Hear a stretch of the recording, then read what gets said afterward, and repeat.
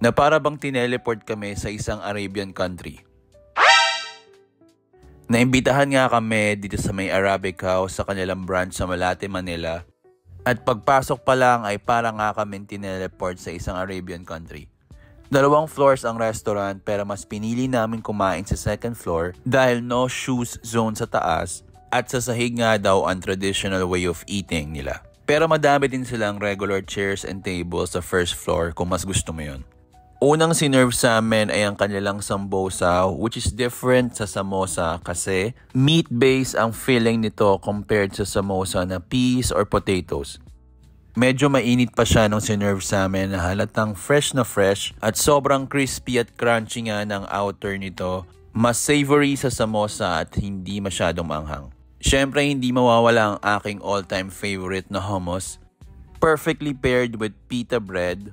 Yung pita bread nila is more on the chewy side. At yung hummus ay masarap, hindi masyadong maalat. Perfect for my liking.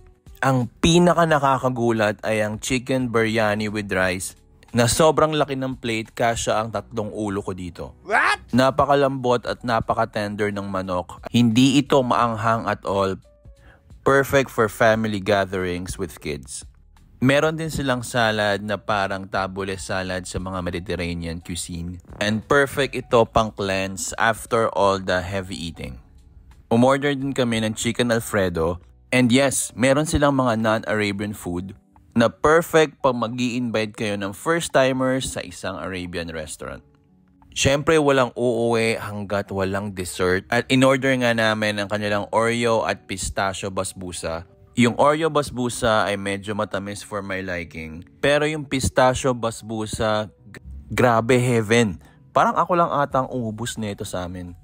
After all the eating and masasarap na pagkain, yes, pinahiram kami ng kanilang mga traditional costumes for free. No extra charge. Kaya kung medyo umay ka na sa mga Chinese, Japanese at Korean na pagkain, try mo dito sa Arabic House and experience Arabian food and culture in the heart of the metro.